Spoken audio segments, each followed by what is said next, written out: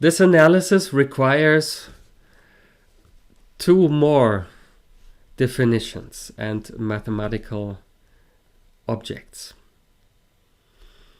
The first is the quantum version of the relative entropy. It looks very similar to the relative entropy that we just defined for the classical case. I give you the formula. Now here all the Greek letters carry hats. Now these are now statistical operators. So you have the relative entropy of two statistical operators, rho and sigma, and it's defined as the trace of rho log rho minus rho log sigma. So this looks very similar to the classical definition. There you had on the right hand side, instead of the trace, you had a sum of all I, and then pi log pi minus pi log qi, and now you have the trace of rho log rho minus rho log sigma. The quantum relative entropy has, that's a highly interesting quantity actually. There are many scientific papers about the relative entropy and about its properties and its uses in physics. It's a very powerful tool actually, the relative entropy. And again, I want to focus on just very few interesting properties. First of all, you can show that it also is a suitable measure for the distinguishability or the difference between two quantum states, in the same way that the classical relative entropy was a measure for the distinguishability or for the difference between two classical probability distributions. In particular, it is also true that the quantum relative entropy is never negative. It is zero if and only if the two statistical operators are identical, and it is strictly positive if the two statistical operators are different, and it gets larger as the two if the two statistical operators differ more strongly from each other. Yeah? So you can also show and you can parameterize statistical operators, and you can look at statistical operators that are still very close to each other, and you can do a Taylor expansion in the deltas of these parameters, and you will see to lowest order this is quadratic in the Taylor expansion, so in lowest to lowest order it's symmetric, and the relative entropy grows as the deltas grow, and then for statistical operators that are further apart, like in the classical case, you no longer have the symmetry. But nevertheless, it's at least for nearby statistical operators, it's a very good measure for the distinguishability of two statistical operators. This is one quantity that we need. Another quantity that is very crucial in this context is the so-called Holevo bound. And it can be defined either with the relative entropy or with the ordinary entropy. Actually, it's more common to define it with the ordinary entropy, but here I like to define it with the relative entropy.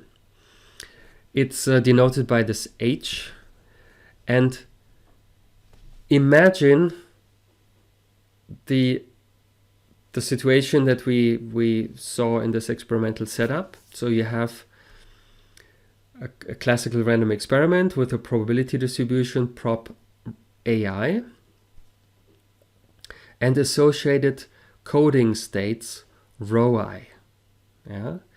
And then you can, this characterizes a so-called quantum source. Yeah? So you have probability, classical probability distribution and associated coding states. And then you can define for this source the so-called Holevo bound or the Holevo function. And it's here defined as follows. It's a weighted average of relative entropies, quantum relative entropies.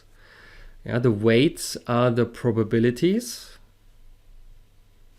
the given probabilities of the outcomes AI. And the quantum relative entropies are between the individual coding states rho I and the statistical operator rho, which is the weighted average of the coding states.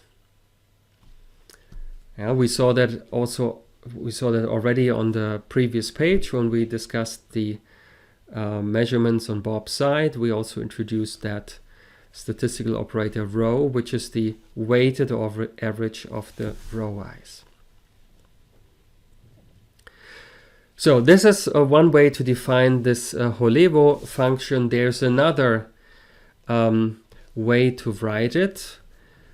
However, it contains a quantity which we have not defined yet, and that's why I avoided this definition. It contains the entropy of a statistical operator. You see the S of rho hat. That's the so-called von Neumann entropy of a statistical operator, and we haven't introduced that yet. That will come next. So we stick with the first definition using the relative entropy. What's the intuition behind this Holevo function? If you have coding states that are very different from each other, then each individual coding state should also be significantly different from the weighted average of all the coding states. Yeah, so the weighted average of all the coding states, that will be a highly mixed state. And let's take an extreme case where the individual coding states, they are all pure states. And now if the individual coding states are all very different from each other, far away from each other, in some mathematical state space, then you would expect, as I said, that they are also significantly different from the weighted average rho, and that therefore the relative entropies that appear on the right hand side, that these are large.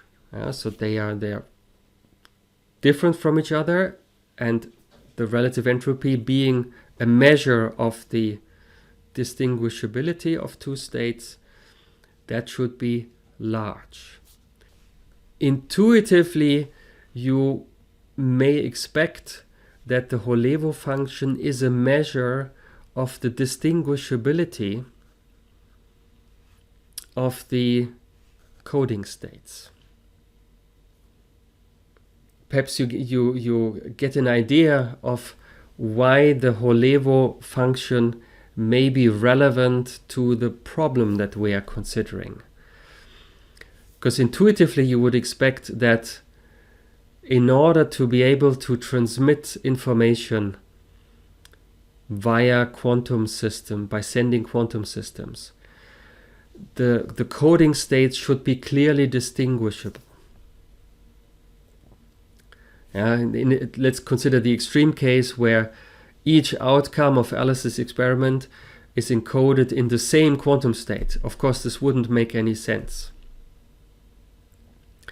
Then the weighted average of all these quantum states would actually be, again, the same quantum state, and all the relative entropies would be 0, and the Holevo function would be 0. Yeah? And in that case, it's clear that you cannot transmit the information that you want to transmit, because there's no way to distinguish the outcomes. On the other hand, if the coding states are far apart from each other, in a mathematical sense, which somehow has to be defined, then it should be better possible. Your chances increase that you can transmit the classical information that you want to transmit. Yeah? And the Holevo function is a mathematical measure of the distinguishability of the coding states, and therefore you would expect the higher the value of this Holevo function, the better your chances that you can transmit the information successfully. Indeed, the Holevo bound satisfies a number of interesting inequalities.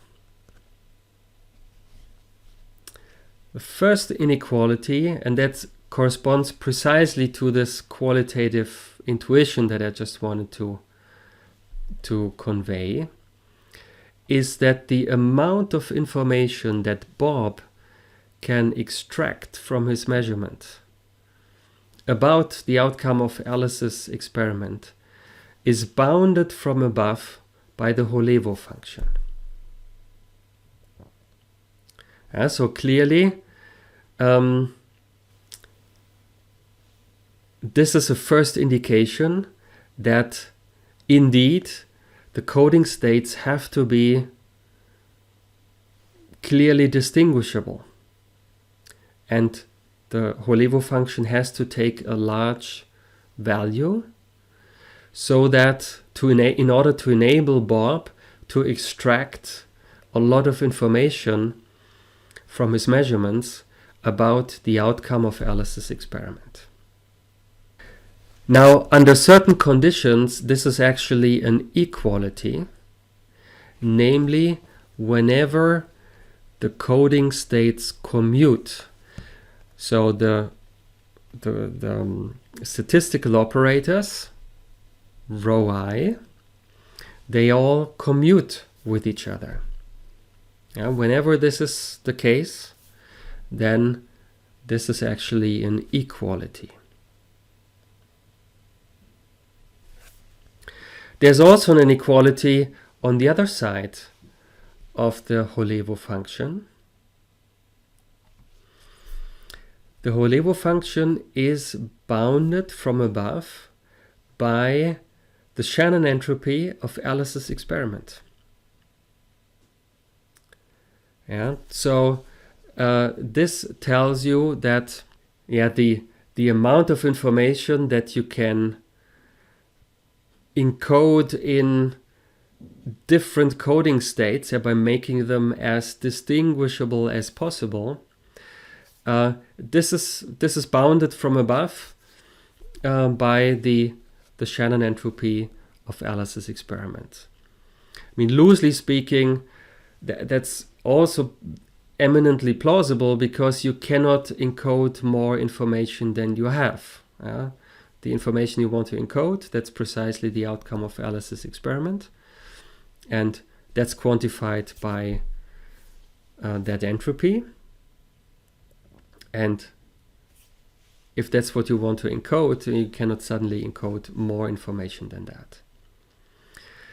So this is another important inequality, and there's also for that inequality a condition when you have an equality, namely whenever the coding states are orthogonal. Orthogonality means, in the case of pure states, that's obvious. It means that their scalar product vanishes, then they are orthogonal. If you have statistical operators, then you can also define orthogonality. And this simply means that the product of the two statistical operators is 0. So whenever this is the case, then you have an equality on the right-hand side. This provides the answer to our opening problem, our opening question. If you remember, in the setup, we said the transmission is successful if the mutual information of A and B, so the amount of information that Bob can extract from his measurements, is equal to the amount of information that Alice has encoded, which is the Shannon entropy of her random experiment. Now these two quantities, these are sort of the left end and the right end of this sequence of inequalities.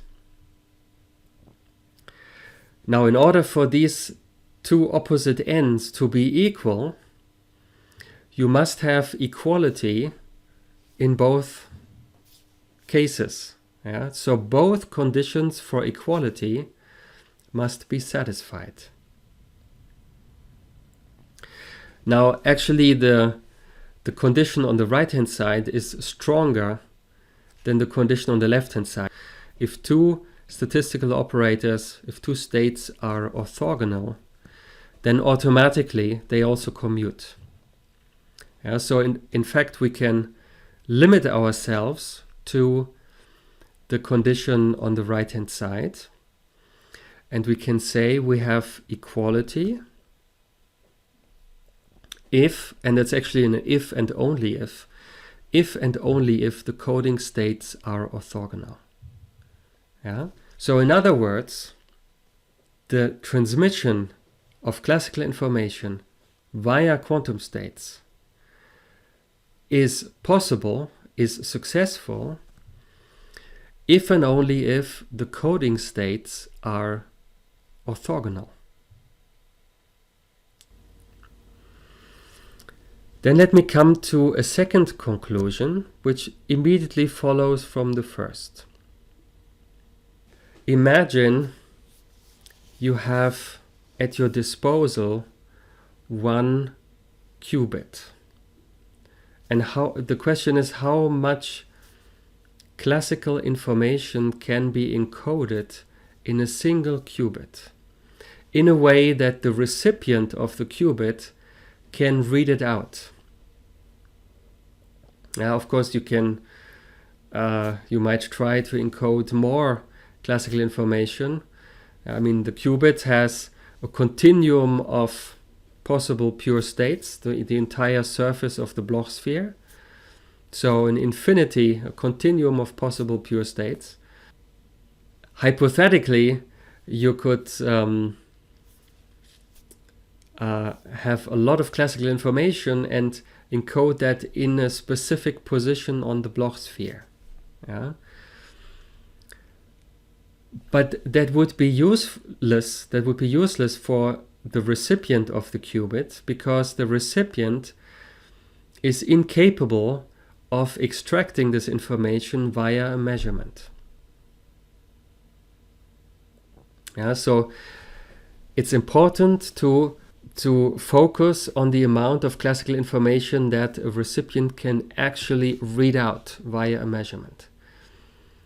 Now, the first conclusion from our argument was that the coding states have to be orthogonal. A qubit is described in a two-dimensional Hilbert space, and there are only two orthogonal states. Yeah? Now, depending on the basis that you choose, but in the standard basis, it's the 0 and the 1 state. Or you can use a rotated basis. But in any basis, you only have two orthogonal states. And this corresponds to the two possible values of a classical bit. You cannot, let's say if you have a coin flip and you have heads or tails, and then you can encode heads in basis state 0 and tail in basis state 1. So one classical bit that can be encoded in a qubit. But if you have 3 outcomes of your random experiment, then you can no longer encode the result in a single qubit because you have only 2 orthogonal states at your disposal. Yeah, so we conclude that a quantum bit cannot carry more than one classical bit of information, of classical information. And that may seem a little bit disappointing at first, because we might have hoped that quantum communications or communication using quantum states, using qubits, could somehow increase the information carrying capacity for classical information. But that's not the case. There is some consolation, however. The first consolation is that when it comes to the transmission of quantum information rather than classical information with the help of qubits, then a quantum channel is infinitely more powerful than a classical channel. So with qubits, you can transmit quantum information that you cannot transmit via a classical channel. This leads us to the next topic when we talk about quantum information. We still have to define quantum information. We don't know exactly what that is. Yeah? And the second consolation that I can offer also points to a topic that we will discuss later. Namely, there is a trick to increase the information carrying capacity of a qubit. The trick exploits or presupposes that the two communication partners have previously shared entangled pairs of qubits. They may have done this in the past, long ago, and they stored this entangled state. And then, when needed, they can take the entangled state out of the storage and use that to effectively double the classical information carrying capacity of a qubit. That's a protocol called super dense coding that we will discuss in a future lecture.